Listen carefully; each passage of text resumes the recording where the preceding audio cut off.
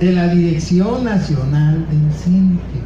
Y en ese sentido, como trabajadores, nos hemos organizado para tratar de tener las prestaciones a las que tenemos derecho sin estar haciendo caravanas, porque son nuestros derechos. En 1979, 17-18 de diciembre, se reunieron un grupito de locos, dirían algunos en esa época, soñadores, el movimiento de los maestros chiapanecos y tabasqueños que estaban en huelga, y prácticamente nadie sabía que estaban en huelga. 20,000 maestros de Oaxaca, de Chiapas y Tabasco. ¿Por qué estaban en huelga? Por una situación muy sencilla. Habían empezado a hacer las exploraciones y la explotación de los pozos petroleros, y habían empezado también ya a operar las grandes centrales hidroeléctricas.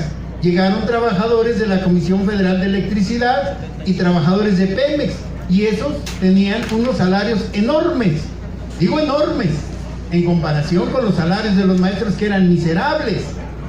Eso originó que en las poblaciones todo subiera de precio. Le querían vender a un maestro 1 kilo de carne, huevos, tortilla, como si se lo vendieran a un petrolero. Y el maestro ganaba la tercera parte de un petrolero.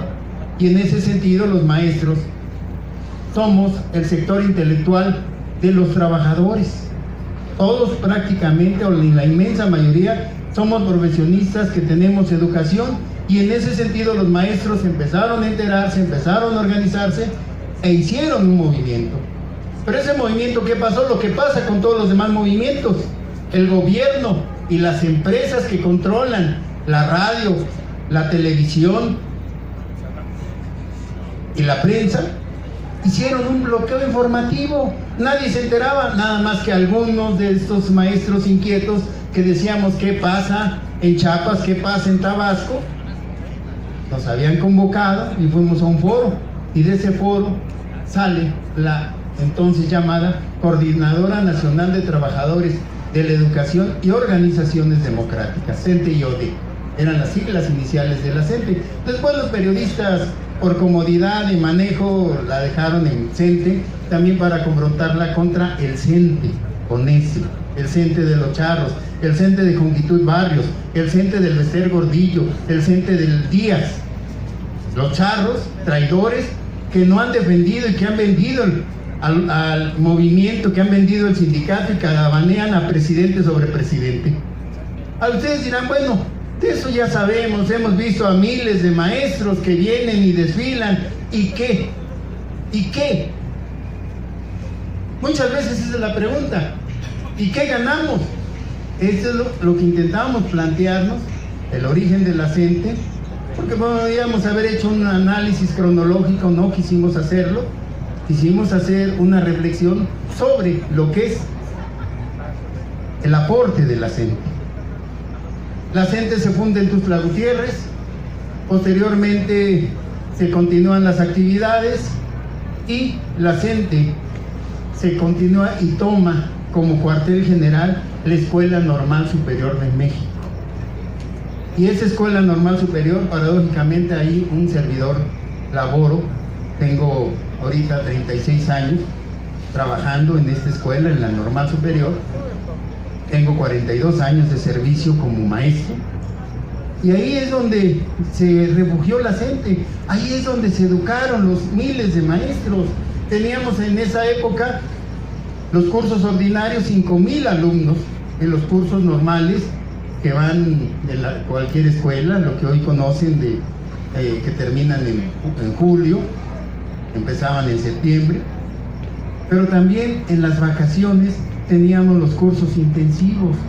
Durante esos 2 meses de vacaciones, en diciembre y en Semana Santa, venían 7,000 maestros de provincia a estudiar en la Normal Superior de México, y ahí se capacitaban como futuros maestros, pero también en un momento dado encontraron la respuesta a muchas de esas dudas que tenían los maestros, decían, bueno, ¿y qué pasa?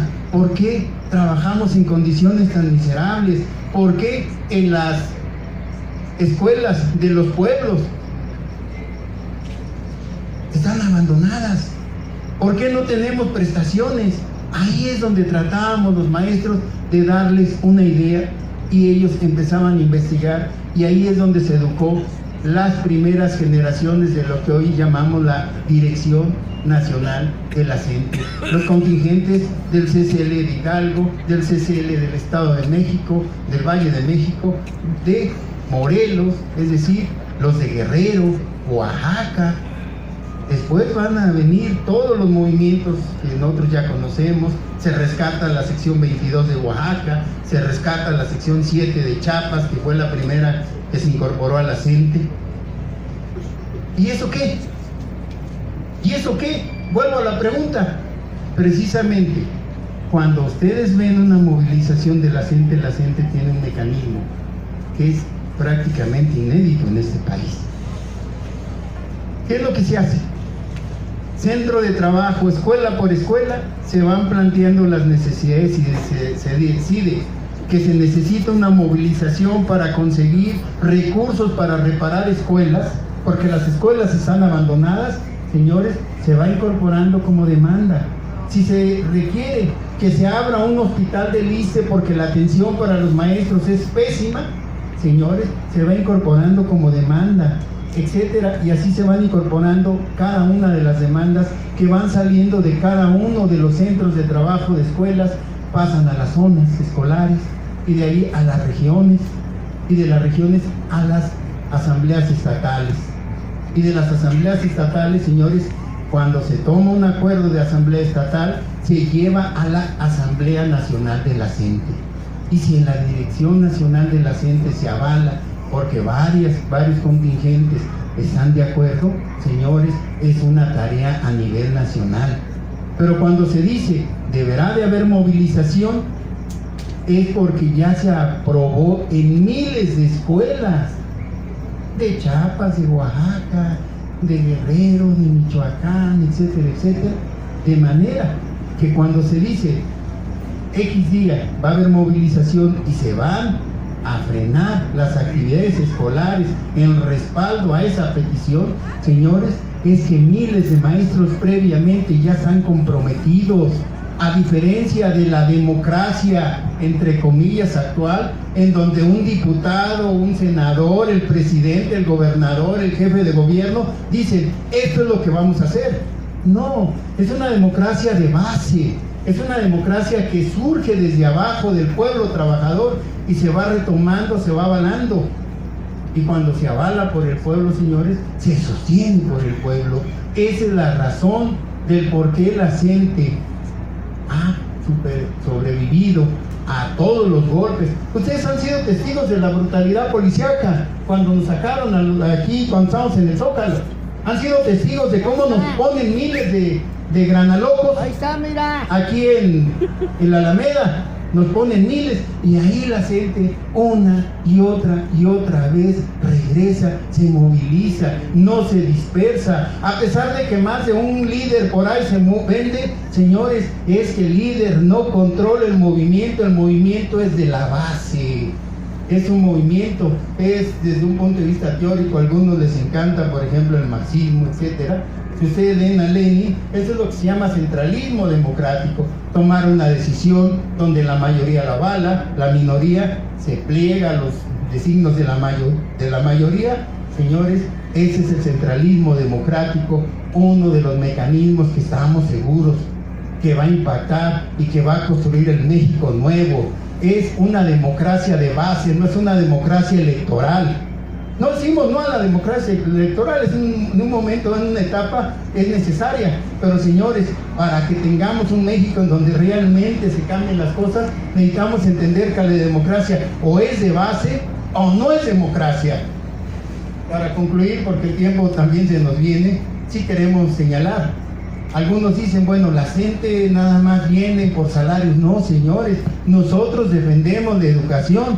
Ahorita el compañero Pedro, que ya llegó, nos va a hablar de la reforma educativa. Señores, la CENTE tiene un proyecto educativo alterno que ha sido consensado en miles de escuelas.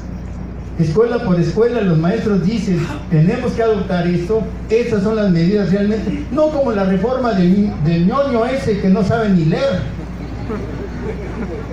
Ese tipo, esos juniors que nos llegan de arriba y van y hoy, por ejemplo, hoy tenemos otro miado que anda de candidato por ahí.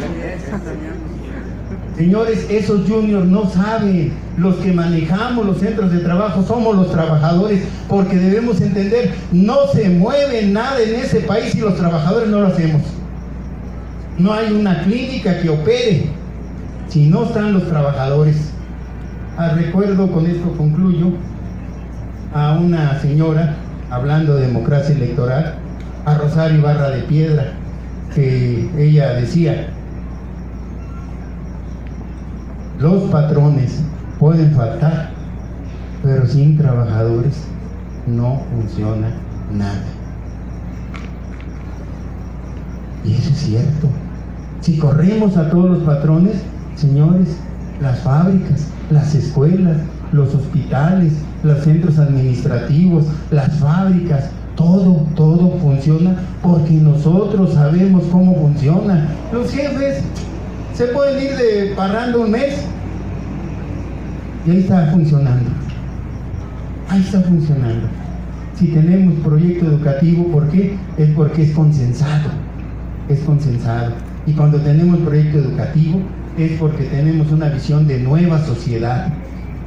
La CENTE tiene una visión socialista de base de lo que es la nueva sociedad, que es la única solución en este México neoliberal a todos esos problemas que tenemos. Pero de eso nos va a hablar mucho mejor aquí el compañero maestro Pedro, que él es de la sección 9 del centro. Gracias, maestro. Bien, todo eso está plasmado en este hermoso libro. Es para leer en libertad. Hay derechos que se conquistan y se defienden con sangre. Uno de ellos ha sido el derecho al pleno empleo.